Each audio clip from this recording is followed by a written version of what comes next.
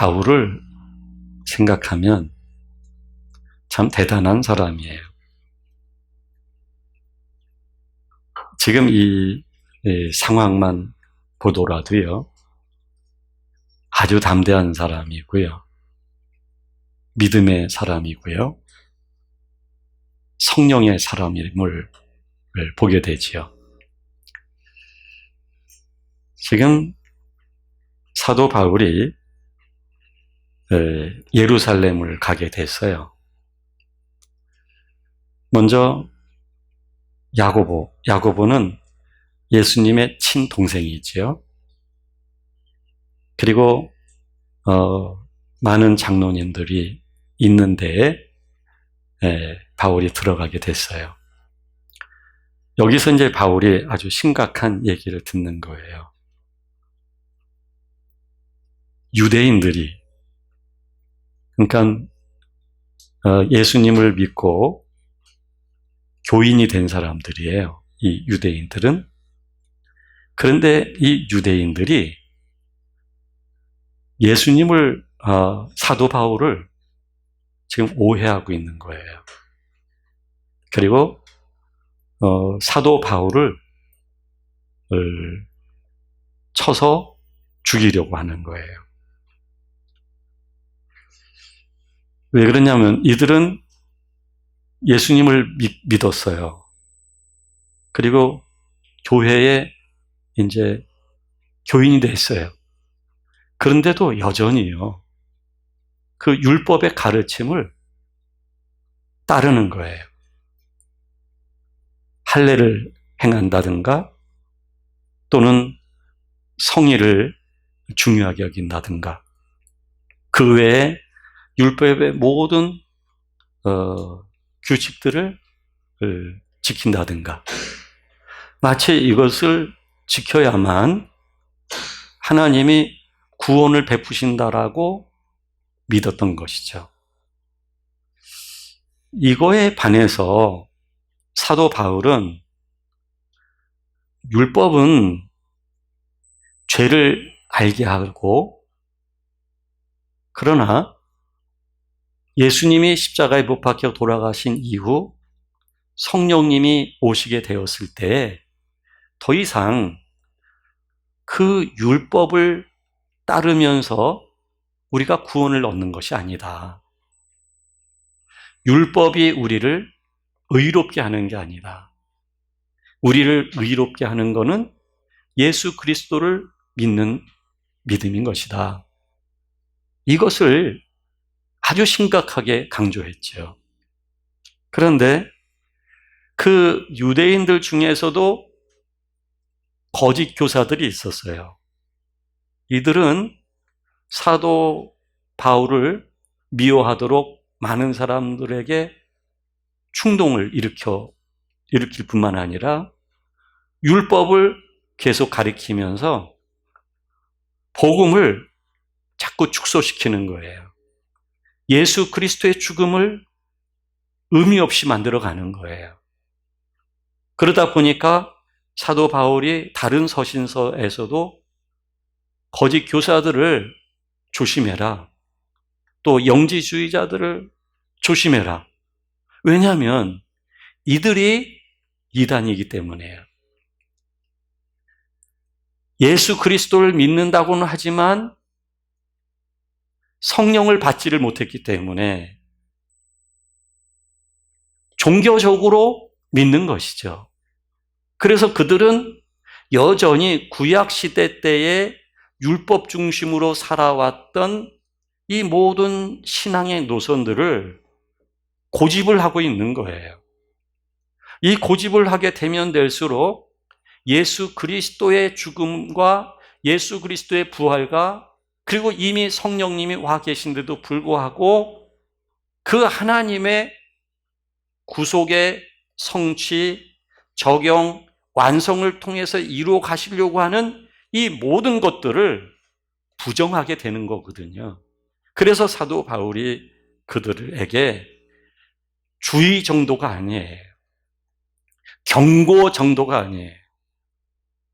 사도 바울이 하나님으로부터 다른 복음을 전하는 이들에게는 저주가 임할 것이다 라고까지 말을 하면서 사도 바울은 자신의 생명을 내어놓고서 복음을 말했고 예수 그리스도를 말했고 성령의 역사를 말을 했던 거예요.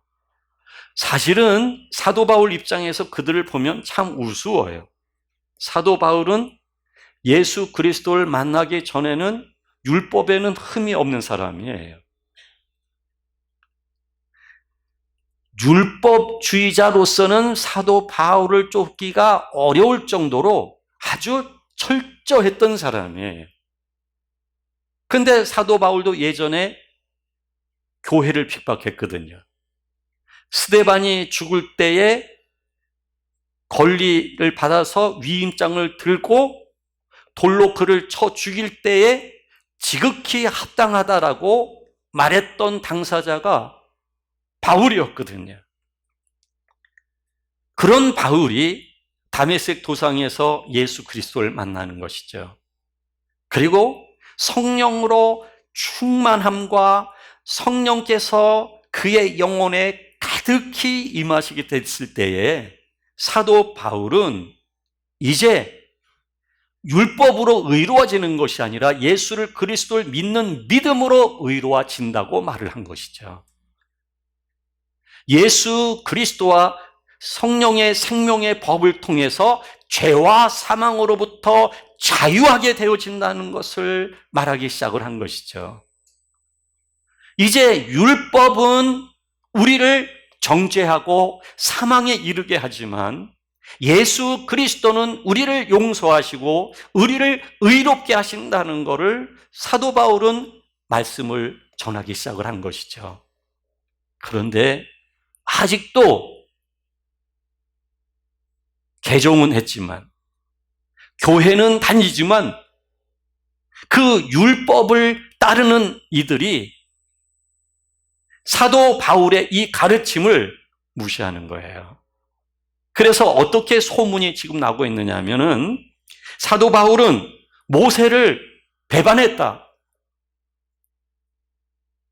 그리고 아들들에게 행하는 할례를 행하지 못하도록 말했다. 모든 관습을 지키지 말라고 했다. 이런 소문이 퍼지고 퍼지다 보니까 여러분, 종교적 신념은 무섭습니다.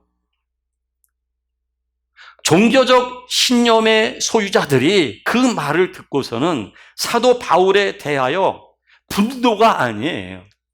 그 이상이에요. 사도 바울을 그냥 내버려 두면 안 되겠다라고 생각하는 거예요. 사도의 직권을 그들이 뺏겠다는 이야기가 아닙니다. 사도 바울의 생명을 뺏겠다는 이야기예요. 그리고 이제 바울이 예루살렘에 가게 됐을 때에 많은 유대인들이 있었지만 그 유대인들은 사도 바울의 얼굴을 모르는 사람들이 많다 보니까 그냥 아무 일이 없을 수 있었지만 그런데 오순절을 지키기 위해서 올라왔던 아시아의 유대인들은 사도 바울의 얼굴을 본 적이 있거든요. 사도 바울을 통해서 예수 그리스도를 소개받았기 때문에 사도 바울에 대한 얼굴을 아는 사람들이 사도 바울을 보고서는 이들이 많은 사람들 앞에서 그들을 충동하기 시작을 하는 거예요. 잔인한 로마 군인들이 있죠. 그리고 수많은 유대인들이 모여 있죠. 여기서 사도 바울이 얼마나 거짓된 자인지를 말하면서 충동을 일으키는 선동자들이 있죠. 이와 같은 위기 상황에 사도 바울이 놓여지게 된 것이죠. 이게 얼마나 힘든 일이겠습니까? 종교의 신념은 이렇게 무서운 거예요, 여러분. 지금 사도 바울은 예수 그리스도와 성령님을 통한 구원을 지금 말하고 싶은 거예요.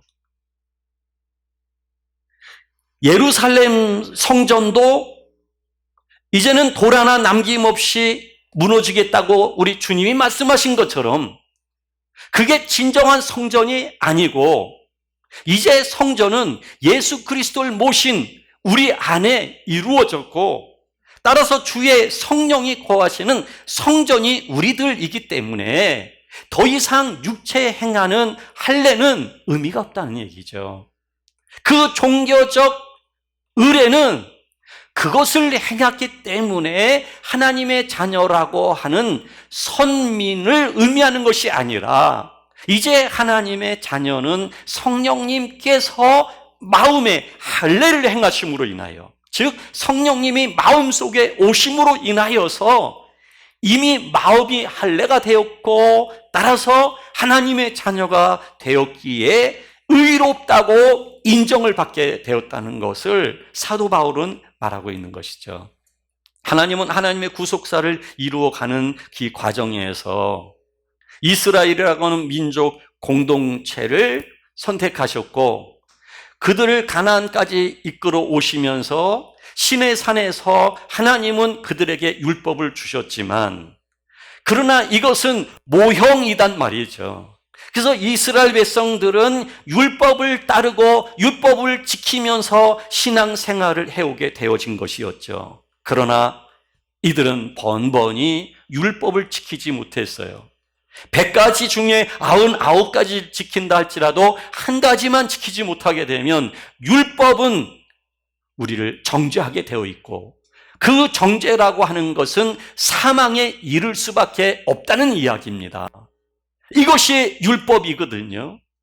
그래서 하나님이 내가 사랑해서 율법을 주었지만 너희들이 율법을 지키지 못하였고 이제 내가 너희들과 맺은 모든 언약들을 폐기하고 그러나 새 언약을 세우겠다.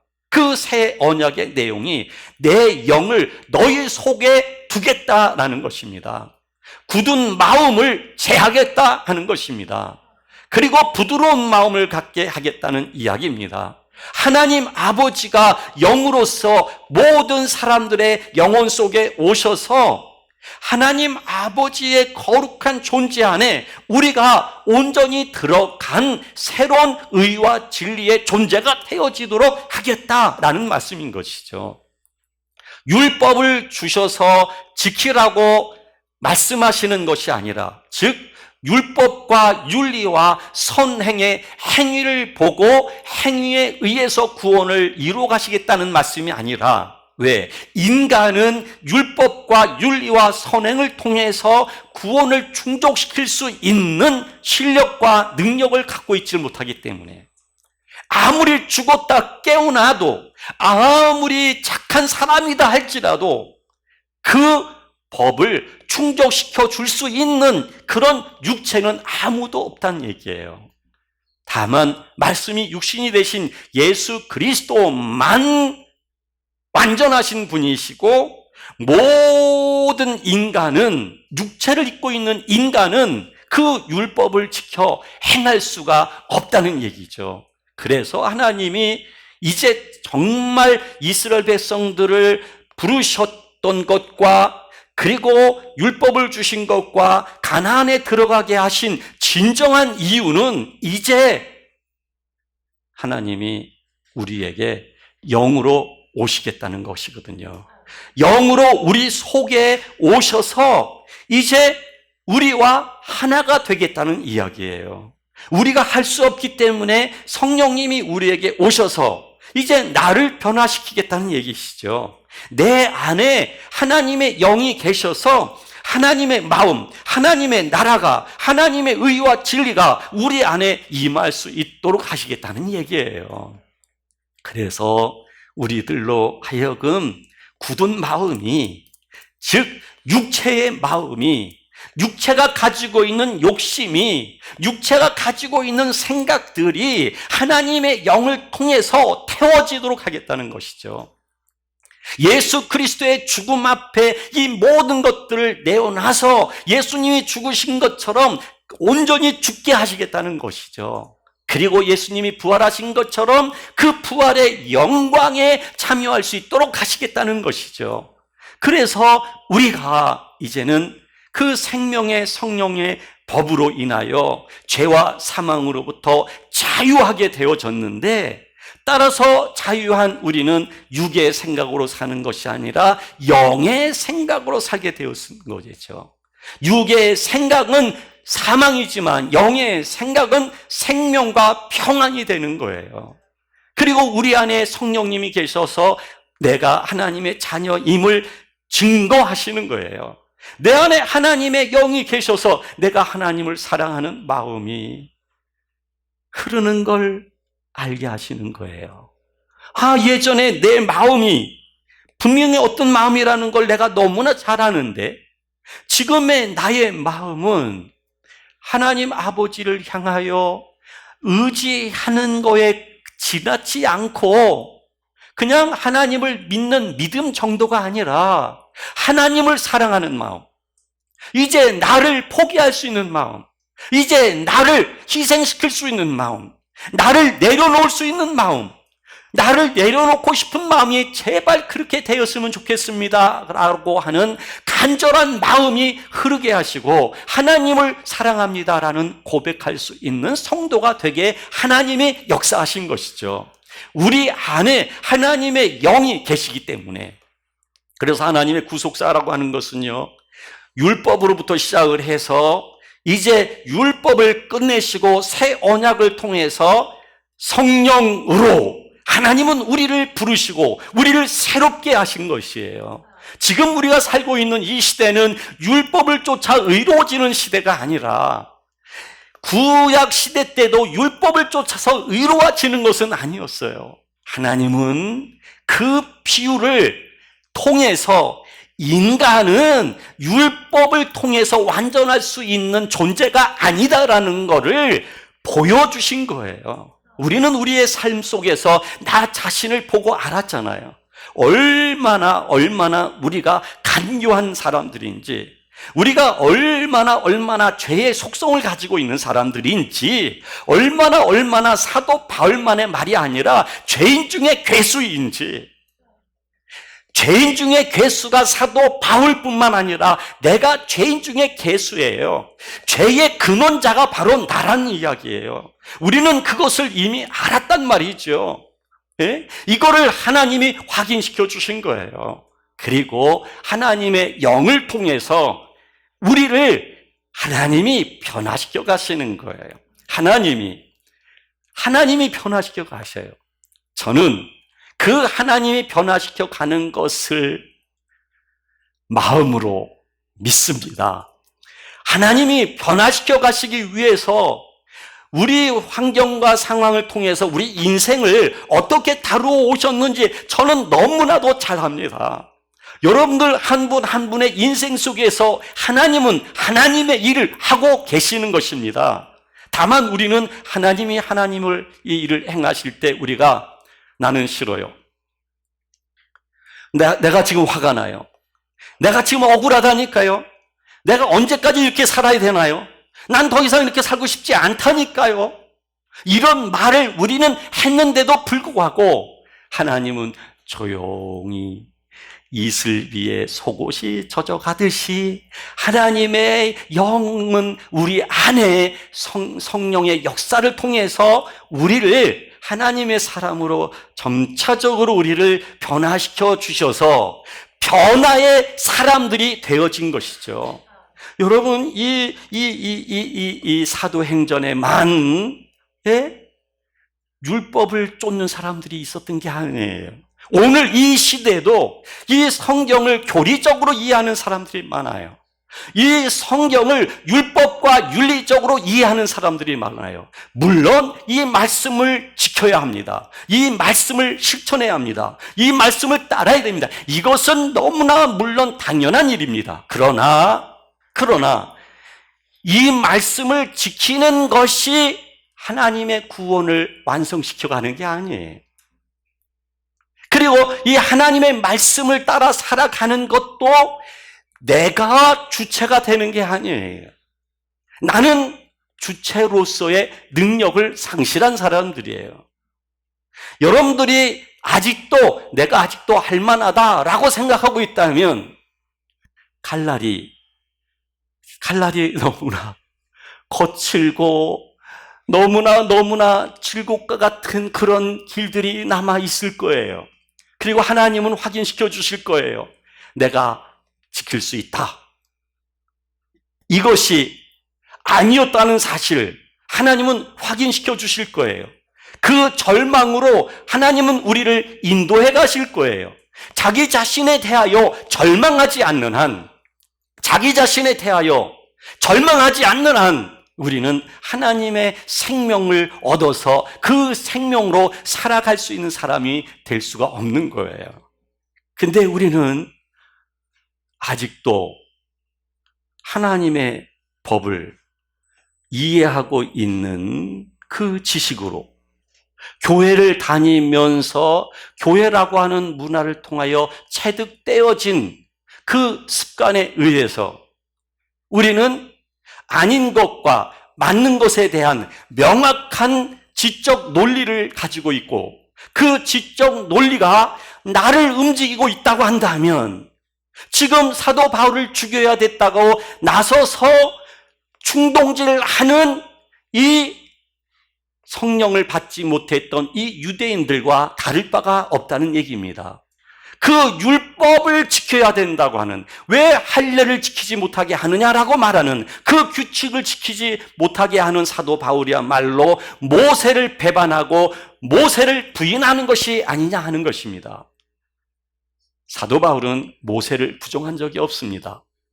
그것은 구속사를 이루기 위한 하나님의 구속의 한 부분이고 과정이었음을 사도 바울은 알고 있고, 하나님의 영이 우리 가운데 역사하고 계시지만 그 영의 역사는 율법을 완성하게 될 것입니다. 우리가 사랑할 수 없는 것, 우리가 용서할 수 없는 것, 우리가 하나님의 마음으로 살 수 없었던 것들을 하나님의 영이 우리 안에서 원수도 사랑할 수 있게 하신단 말이에요.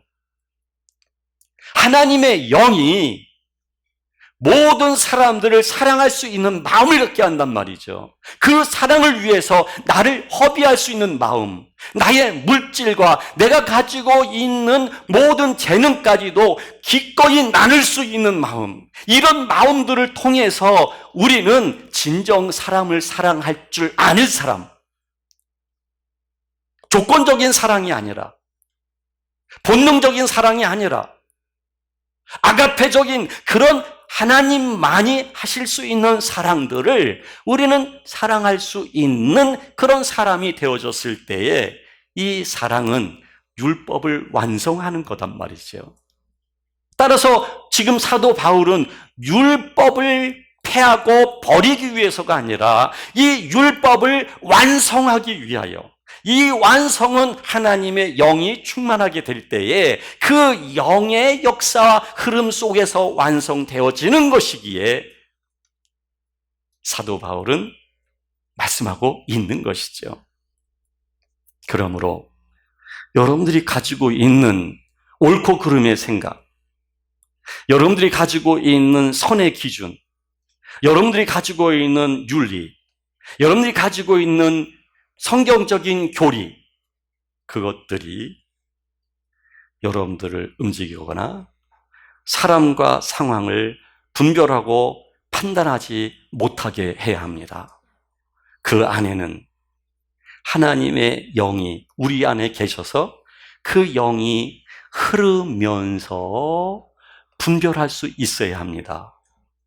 이 분별은 용서와 사랑과 덕을 끼칠 수가 있지만 하나님의 영의 역사가 없는 옳은 것에 대한 지식과 이 구조는 사람과 갈등을 일으킬 뿐만 아니라 환경에 대해서 오해를 불러일으키게 되어지고, 그렇게 오해와 갈등과 충돌이 빚어지는데도 불구하고 왜 하나님이 이렇게 행하고 계시는지를 모를 수가 있어요.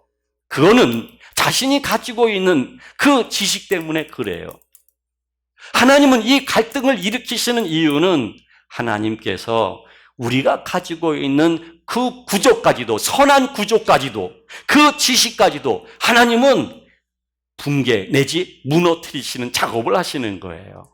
이것을 통해서 하나님은 내가 알고 있는 지식이 아니라, 내가 가지고 살았던 삶의 어떤 자아의 구조가 아니라, 선과 그리고 악의 옳고 그름의 논리가 아니라, 그걸로서 판단하는 것이 아니라 내 안에 가득히 임하셔서 내 마음을 가득히 적시고 주의 생명이 흐르면서 그 영의 흐름이 곧 나의 생각이 되고 분별이 되고 지혜가 되고 언어가 되고 삶이 될 때에 모든 것에 대하여 내가 감사할 뿐만 아니라, 충돌이 아니라, 갈등이 아니라 모든 것에 대하여 아름다운 덕이 이루어지게 될 것이죠. 완전한 하나님의 인도하심을 누리게 되어지죠. 하나님의 완전한 그 인도, 하나님의 풍성한 영광을 누릴 수 있는 성도가 되어질 것입니다.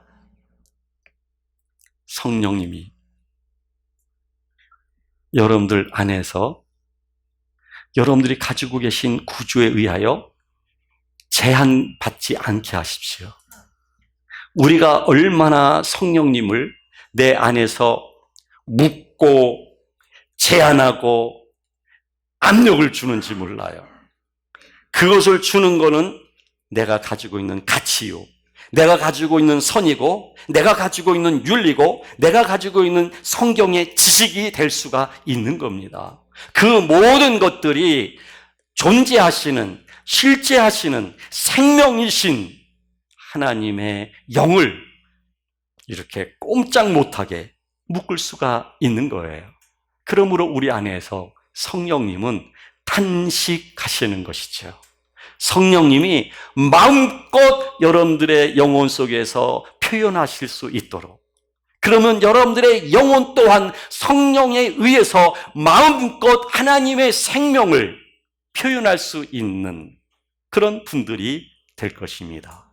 기쁨이 흐를 것이며 생수가 흐를 것이며 하나님의 영광이 흐르게 될 것입니다.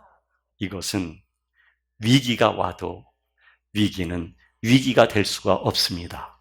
새로운 기회일 뿐이며 모든 삶을 영광 속에 누릴 수 있는 삶이 되어질 것입니다. 이 영광 함께 성령님의 인도 속에서 누리실 수 있기를 간절히 바랍니다. 기도하겠습니다. 하나님 감사합니다. 우리에게 성령님이 오셔서 함께 하심을 기뻐합니다. 성령님께서 우리 안에 더욱 가득하시며 예수 그리스도와 하나님이 하나이듯 우리 또한 하나님과 예수 그리스도와 성령님과 하나가 되어지게 하여 주시옵소서. 예수님의 이름으로 기도하옵나이다. 아멘.